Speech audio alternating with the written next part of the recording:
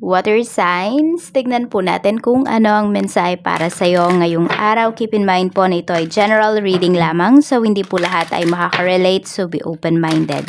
Sa mga hindi pa po nakasubscribe dito sa ating channel, please subscribe na po kayo and palike na din po ng ating video. At sa mga nice pong mag-avail ng ating private readings, Lucky Stones and Amulet, makikita nyo po yung link sa description box below. Tarot Intentions by Aliana Reyes. Okay?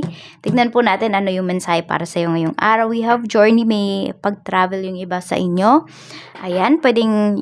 Yes, for some of you, pwedeng araw-araw kayo nagta-travel because of your work. Meron naman dito, could be malayo ang pag-travel ito. We have woman holding a heart. So, meron dito medyo emotional. So, pwedeng meron ka talagang maiiwan. Matagal-tagal yata ito. Some of you, parang 2 to 4 years. Ganun katagal. Goddess of the Moon. So, meron talaga dito is very emotional ngayong araw. Pagdating dito sa mga nangyayari sa life po ninyo or dito sa pag-travel na ito. Pwede rin yung iba sa inyo, uwi na yata kayo dito sa Pinas. So, pwedeng may magpo for good dito. So, napamahal na kayo dyan sa inyong mga katrabaho, sa inyong mga boss. Ayan. Kaya yung iba po sa inyo. Yun, kaya parang medyo nahihirapan kayong mag-let go, nahihirapan kayong umalis. So, tingnan natin what is journey, spirit guide, ano po itong journey na ito. We have hostilities. Okay, so ito naman, yung iba sa inyo, madami kayong tinatanggihan dito na parang opportunities no, ng pag-travel. Tapos, sinasabi din dito na medyo maging mapanuri ka. Okay? Yan o, lalo na pag nagta-travel ka. So, eyes on the road talaga. No, kahit hindi ko yung driver. Kahit hindi ko yung nagda-drive. Tapos, yun, parang iwasan mo din siguro. Or kung makakatulog ka man sa biyahe, secure mo talaga yung mga valuable things mo. And bago ka bumaba ng sasakyan, make sure na wala kang naiwan. Ayan po, basta maging mapanuri, maging alerto kayo ngayon. Pag kayo po ay babiyahe. Woman holding a heart, we have blossoming abundance. So, marami po sa inyo, balanced na naman talaga yung inyong heart chakra. Kaya, tuloy-tuloy po yung pasok dito ng pera. Pwedeng may mga magbibigay sa iyo dito ng regalo. Water signs, ayan, pwedeng may marireceive ka dito. Yung iba naman po sa inyo is pwedeng kayo yung magbibigay ng gifts. Kayo yung naghahanda dito para sa mga ibibigay po ninyo sa inyong mga inaanak, sa inyong family members. We have Goddess of the Moon. We have man holding a heart. Ayan. So, happy yung heart ninyo dito. Sa totoo lang, yan yung pinapakita dito. Masaya kayo, ayan. Emotional kayo kasi pwedeng meron kayong talaga, regalo na marireceive. Water signs. Pero pwedeng yung regalo kasi na to is hindi naman siya monetary. Okay? Pwedeng ito yung mga bagay na gusto mong mag-bloom sa life mo. So, nag-grow na talaga siya. So, may maaani ka na dito or naaani mo na nga talaga siya. So, pwedeng ayan, happy po yung love life ng karamihan sa inyo. Nakikita ko din kasi dito, di ba may journey tayo, tapos meron tayong man holding a heart. So, pwede po ito ay asawa po ninyo. So, siguro ayan, uuwi na, nakapag-decision na talaga, na or pwedeng napag-usapan nyo na yung decision na kung magpo-for good na ba, ayan, kasi may for good energy ako na nakikita dito. So, tingnan po natin ano pa yung mensahe para sa'yo. Spirit guide, ano pa po yung mensahe natin? Tingnan natin ito. Dito tayo kumuha ng mga cards. Pagdating po sa trabaho, kamusta po ang trabaho ngayon ni water signs? Cancer, Pisces, and Scorpio.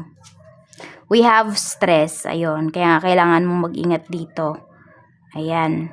So, kung bago man itong mga ginagawa ninyo, pero, yung iba sa inyo, pinagpapatuloy nyo na lang yata. So, ayan, turbulence,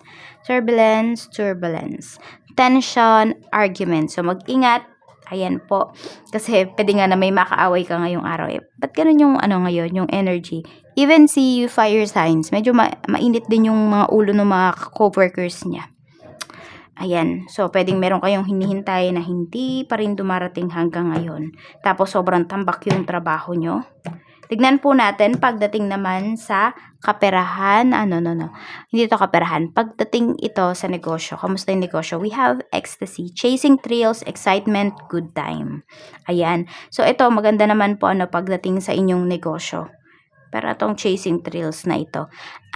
Okay. So, itong chasing trails na to, ay thrills pala. Thrills ay meron lang kayo ditong, sabihin natin, may tina-target kasi kayo na mga, sabihin natin, 'di ba, yung quota nyo, yung pwede nyo kitain ngayong araw or ngayong buwan. So, yun po siguro yung chine-chase ninyo. So, na-excite kayo kasi nakikita ninyo na, uy, pwede nyo talaga siyang ma-reach. Pwede ngayong araw or bago matapos ngayong taon is ma-reach nyo yung inyong target sales. Oo, ngayong taon na ito. So, ayan, happy po kayo dito. Maganda yung ano ninyo, yung business ba.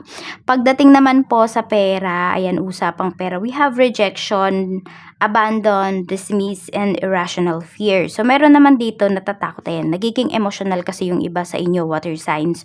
So, natatakot kayo pagdating sa inyong kaperahan. And meron din dito, pwedeng kasing natanggihan po kayo. So, pwedeng nanghiram kayo ng pera.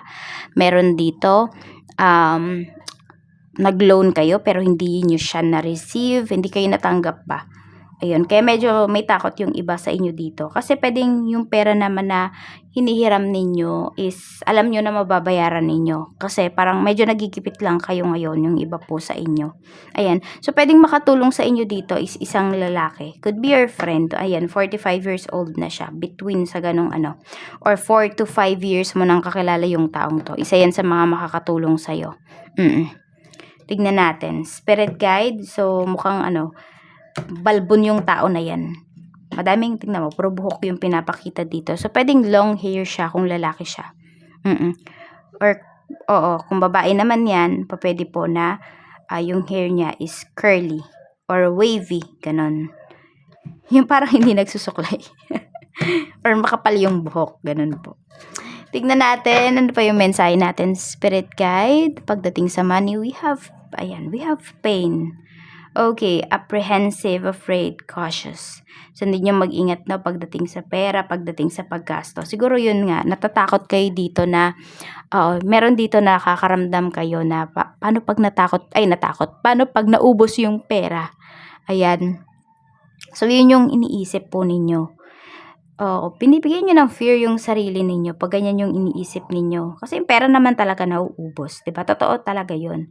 Ang pahalagahan nyo dito, instead na matakot kayo, is ano ba yung magagawa ninyo sa pera na mayroon kayo ngayon? Mapapalago nyo ba yan? Kagasusin nyo lang ba yan?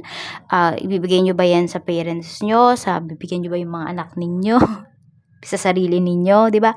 As long as masaya ka dun sa pagkakagastusan mo ng pera, parang mas okay pa 'yon kaysa naman tinatakot niyo yung sarili ninyo dito, 'di ba? So, tignan natin kasi yung pera, sabi totoo talaga yun yung pera kikitain pa natin 'yan. Pero yung oras, hindi na natin 'yan mababalik. Kaya spend your money wisely, spend your time wisely.